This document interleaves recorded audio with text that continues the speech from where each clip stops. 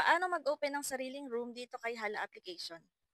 Hello everyone, this is me again, Ayn Oliveros from Appian's Vlog and welcome back to my YouTube channel. Ang pag-uusapan natin ngayon ay about kay Hala application, pero sa mga baguhan po dyan dito sa aking YouTube channel, ay pwede kayo mag-subscribe and hit the notification bell para updated kayo sa mga susunod nating videos. May mga free earning app tutorial po ako dyan. Pwede nyo i-check sa aking playlist para sa mga gustong kumita kahit nasa bahay lang ay nasa tamang channel ka. So ayan, sa mga nagtatanong kung paano mag-open ng room or sariling room dito kay Hala application, ayan, kapag meron na kayong account, click nyo lang tong may mic na to. Ayan. So pupunta po lang muna kayo sa home and then click nyo tong may mic na to.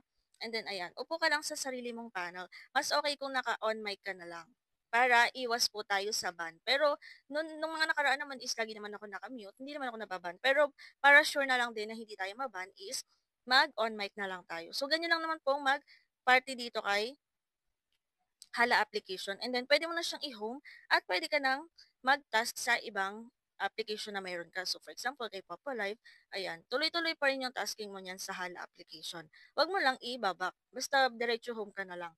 And then, dito kay Hala application mga B, para magkaroon po kayo ng task, ay kailangan yung mag-join sa isang agency.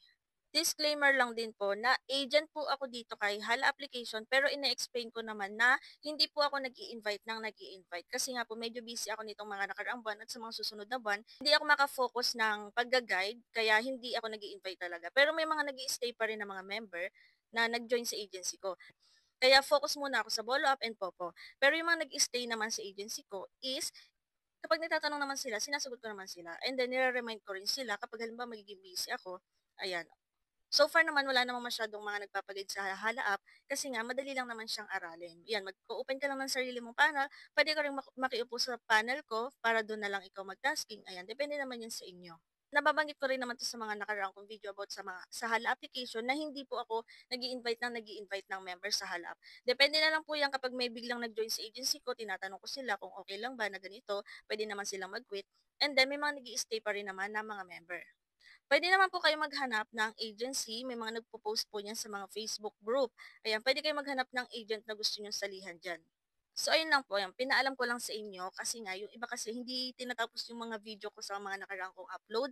Kaya hindi nila nalalaman na ganito yung sinasabi ko talaga. Every video ko kapag halimbawa agent ako sa isang app is papaalala talaga ako kung magiging active ba ako doon or hindi.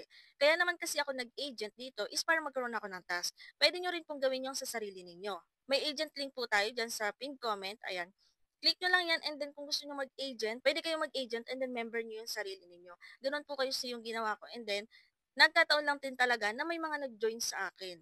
Nagulat na lang din ako, meron akong 10 members, bigla naging 15 members, ganun. And then, mini-message ko naman sila, gusto nila lumipat sa ibang agency. So, ayun, pwede kayong mag-join, pwede kayong mag-agent, meron tayo dyan sa pinned comment. And then, ang pag-withdraw dito is pwede pong GCash, and then meron ding USDT. So, ayan. Depende na po sa inyo kung ano yung gusto nyo gamitin sa pag-withdraw. Kapag USDT yung gagamitin nyo dito kay Hala application, minimum of 200,000 points po yung kailangan nating ipunin. And then kapag GCash naman is minimum of 100,000 points lang or $10. May video na rin naman po ako about sa kung paano mag-withdraw dito kay Hala application. So, check nyo na lang dyan sa aking playlist. So, ayun lang mga ka-happy yung about sa video natin kay Hala application. At sa mga gamers and live streamers po dyan na naghahanap ng bilihan ng coins and diamonds para sa kanilang mga gaming application and live streaming application, ay pwede po kayong bumili kay CocoDP. So, ito po ay para sa mga merong gaming application na meron kay CocoDP tulad yan, and then mga live streaming application, and then may ilo din po siya. Yan po ay para sa mga gusto lang bumili dito kay CocoDP. So, wala naman siya sa pilitan. Ang kaganda dito kay CocoDP ay meron siya mga pa-rewards monthly. And then, meron din silang mga pa-discounts, lalo na kapag kukoin po yung inyong gagamitin, minimum of $1 purchase, meron kayong 1% discount kay CocoDP. 24/7 open din siya, kaya kahit madaling araw ay pwede kayong bumili ng coins dito kay CocoDP. Sa mga gusto lang pong bumili ay nasa pin comment po natin yung link para ma-redirect kayo kay CocoDP. Ayan, pagdating nyo dito makikita nyo mga iba't ibang partners niya ng mga gaming application and live streaming application. Pwede kayong bumili ng diamonds para sa inyong Mobile Legend account, ayan. Makikita nyo rin po yan dyan. And then, kung halimbawa naman isa live streamers, ayan, sa Popa Live, for example, pwede ka rin bumili ng coins kay Popa Live. Click mo lang si Popa Live, ilagay mo yung Popa ID, pumili ka ng coins na gusto mong bilhin. Meron dyan 1,000 coins, 7,000 coins, and so on. Pumili ka kung anong payment method yung gagamitin mo. Lagay mo yung email address and then click buy now. And then, ma-redirect ka po sa kung anong payment method yung gagamitin nyo para mag-proceed ng transaction. And then, hihintayin mo na lang po na pumasok sa inyong Papalive account ang inyong coins na binili.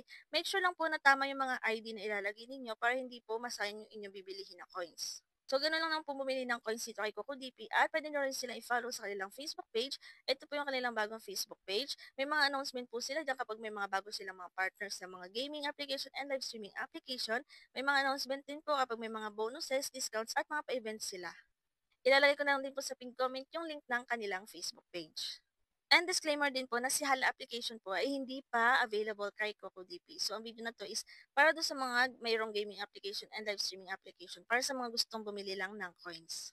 So, ayun lang mga coffee for today's video. Kung may mga tanong po kayo, pwede kayo mag-comment or i-check nyo ang playlist. May mga free earning app tutorial ako dyan sa aking playlist. At kung hindi pa kayo nakasubscribe, ay mag-subscribe na po kayo para updated kayo sa mga susunod nating videos. Yun lang and thank you for watching.